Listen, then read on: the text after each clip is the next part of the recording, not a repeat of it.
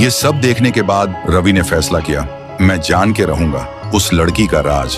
फिर वो घर जाने लगता है, तभी उसे रास्ते में कुछ लड़कों की लाशें मिलती हैं। किसी के पैर नहीं, किसी के हाथ नहीं, तो किसी का सिर ही नहीं।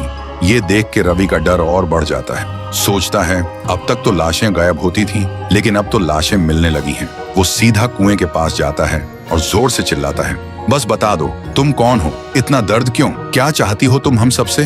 तभी कुएं के अंदर से वो लड़की निकलती है, आंखों में आग लेकर बोलती है, तू यहाँ क्यों आया है, क्यों जानना चाहता है सब कुछ, ये मेरी लड़ाई है, तू बीच में मत आ। और वो लड़की वापस कुएं में चली जाती है। रवि सोचता है इसके साथ जरूर कुछ बहुत बुरा हुआ है।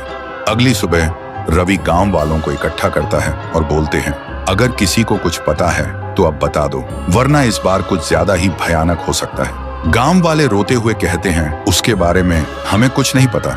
फिर रात होती है और इस बार वो लड़की सीधा लोगों के घर में घुस जाती है, लड़कों को मारने के लिए। हर तरफ सिर्फ चीखें थीं, लोग डर के मारे इधर उधर भाग रहे थे। तभी रवि उस लड़की के सामने आ जाता है और लड़की उसे जोर का एक थप्पड़ मार देती है। रवि बेहोश हो जाता है। जब रवि को होश आता है तो देखता है कि वो एक पुराने घर में है, जहाँ कुछ लड़के किसी राज की बात कर रहे होते हैं। और फिर जो रवि सुनता है उसका दिमाग हिल जाता है। वो लड़की कोई और नहीं, गांव की ही एक सीधी साधी और मासूम अनाथ लड़की थी। नाम था मीरा। एक दिन मीरा स्कूल से घर जा रही थी, तभी कुछ लड़कों ने उसे छेड़ना शुरू किया। मीरा चिल्लाई, मैं सबको बता दूंगी। तभी उन दरिंदों ने उसे उठाया और जिंदा कुएं में फेंक दिया। वो चिल्लाती रही मगर किसी ने नहीं सुनी उसकी चीख। और मरने से पहले मीरा ने एक श्राप दिया, जब मेरी चीख कोई नहीं सुन सका तो अब हर चीख में सिर्फ मौत होगी। गांव के हर लड़के को मैं ले जाऊंगी एक एक करके। इस सब सुनते ही रवि घबरा जाता है। अब वो सब कुछ समझ जाता है, ये बदला है, एक आत्मा का बदला। अगली सुबह रवि पूरे गांव को सच बताता है। सुन के गांव वाले गुस्से से भड़क उठते हैं और कहते हैं, उन दरिंदों को वही मिलना चाहिए जो मीरा के साथ हुआ।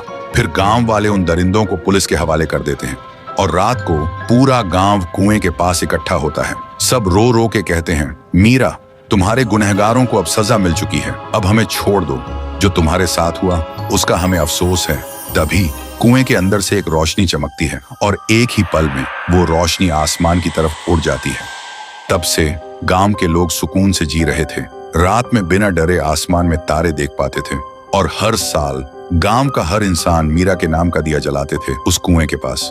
तो दोस्तों, अगर तुम एक अच्छे इंसान हो और तुमने मीरा के दर्द को दिल से महसूस किया है तो इस वीडियो को लाइक करो और कमेंट में एक दिया जरूर छोड़ना।